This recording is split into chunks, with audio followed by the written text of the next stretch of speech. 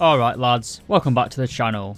Whether you're a new subscriber or a long time viewer, thanks very much for stopping by today. Today we're going to be taking a look at the Hanomag, or as I like to call it, the PAKWAGON. This is a rank 2 battle rating 3.3 tank destroyer located in the German tech tree. The vehicle is of course premium, and is one of the paid rewards in the ongoing battle pass. This means you'll have to purchase the battle pass and grind to a rank of 14. Once you've unlocked this vehicle, like all the other premiums in the game, it will cost you 10,000 silver lions to put this vehicle in your lineup.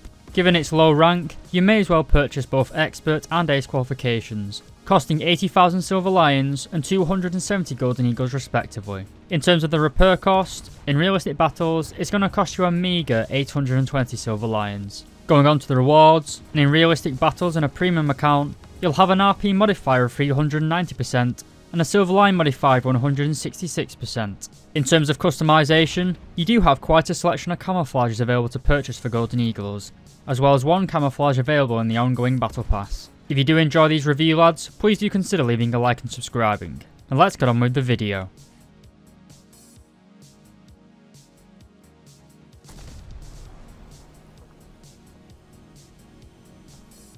Alright, moving on to the mobility and performance, and this Hanomag is powered by an engine producing 100 horsepower. Combined with the vehicle's weight of 9.9 tonnes, it gives this tank a power to weight ratio of 10.1 horsepower per tonne in realistic and simulator battles. This isn't too bad for such a low battle rating of 3.3, but it's by no means amazing. The tank is fairly quick, having a top speed of 53 km per hour going forwards and 11 km per hour in reverse. While the reverse speed is a little bit lackluster, for a battle rating of 3.3, it's completely fine. The top speed is surprisingly good, and the acceleration is also pretty snappy, allowing you to get up to that top speed in a very short period of time. This does give the Hanomag pretty good mobility. It's when we come to manoeuvrability where this vehicle is a little bit let down. Due to being a half track, meaning the rear half is a track and the front is like a normal lorry with steerable wheels, it struggles greatly when trying to traverse. This makes it quite hard to do fine adjustments to the position of the tank, and leaves this tank feeling a little bit clumsy at times. But it's by no means terrible, and for a battle rating 3.3,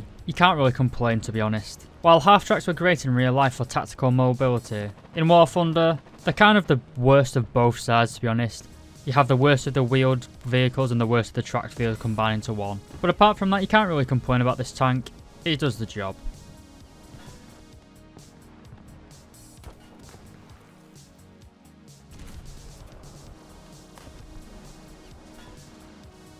Alright, onto the survivability, and the Hanomag has a crew of 5 men, with 2 in the driving compartment and 5 men manning the gun. While both the driver and the radio operator are located behind some sort of sheet metal, the 3 last men who operate the gun have their heads and shoulders exposed. This makes them incredibly vulnerable to machine gun fire, both from tanks and from low flying planes. This makes you extremely delicate to say the least. If an enemy shoots your driving compartment knocking out your driver, they can easily machine gun the last 3 guards at the rear of the vehicle, pretty much instantly knocking out the tank.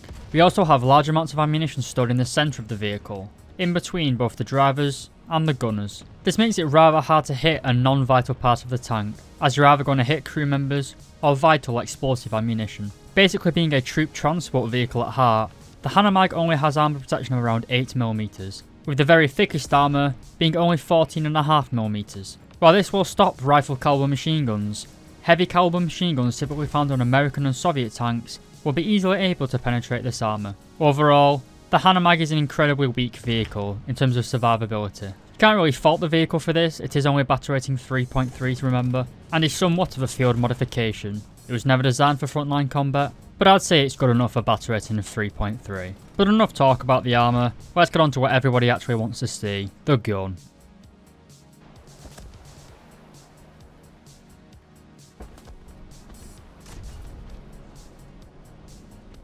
Alright, moving on to the firepower, and the PAKWAGON is armed with the 75mm PAK-40 L46 cannon. You can carry a total of 24 rounds of ammunition, with all 26 of those rounds being classed as first stage ammunition, giving you a constant rate of fire. Being a casement mounted gun, you can traverse the gun 22 degrees in either direction, left and right. We then come on to the vertical guidance characteristics. You have a pretty meagre 9 degrees of gun elevation, and an also meagre 6 degrees of gun depression. This isn't too bad to be honest, at such a low battle rating you typically aren't using hold down positions that much. Taking a look at the reloading stick under the loader section, and you have a base reload speed of 7.6 seconds, which drops down to 5.9 seconds with an ace crew. The tank also has relatively poor zoom levels. You have a base 1.9 times zoom and an optional 3.5 times zoom. We then come on to your ammunition choices, and your first round is pretty much the go-to. This is the Panzergrenade 39 round. It travels at 792 meters per second and contains 28.9 grams of TNT filler.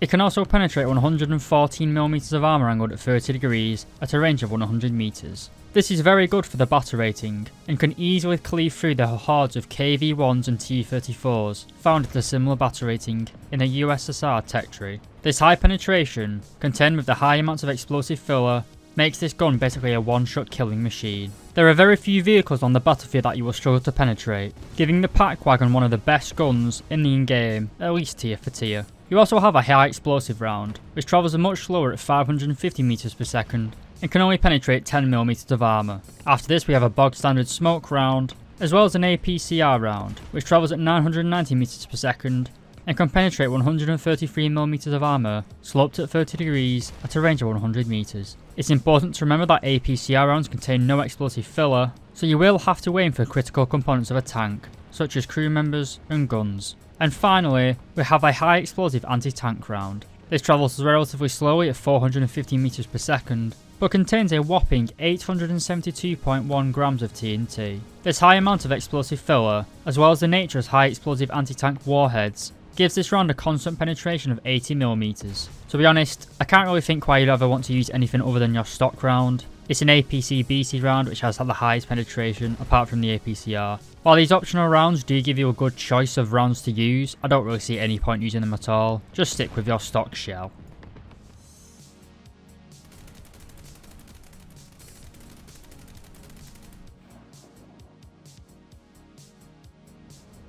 Thanks for watching this far, lads. Let me know down below what you guys think about this vehicle, and what tank, plane or ship you guys would like to see reviewed next. To be perfectly honest, the PAKWAGON is pretty good as a premium. I've had a lot of fun playing it, and while it's certainly no Pak Puma in terms of its offensive capability, in the defense, it is just as powerful. Your 75mm Pak gun at this low batter rating is just insane. You can penetrate anything, and pretty much every tank up to a batter rating of 5.7 can easily be killed frontally by this tank. I have frequently used this vehicle in batter rating 4.7 lineups alongside the KV-1, the German premium. While its mobility and survivability are rather questionable, when you get to a good spot and get into a good hold down position, it is one of the most powerful tanks in game. Considering this tank costs the best part of 2,500 golden eagles, which is around €16, I'd say it's a fairly good deal. While obviously only being a rank 2, it isn't really going to get you that far into the German tech tree. It's still a fun little vehicle to play with, at least in my opinion. While I can't say that the PAKWAGON is going to be an incredibly long lasting premium and an effective grinder, I can honestly say that it is a fun vehicle. And in my opinion, as a long time War Plunder player, having fun is what is really important in this game. Thank you very much for watching, lads. Please do consider becoming a member of the channel, as well as liking, subscribing and sharing. Thank you very much, lads, and I'll see you in a future review.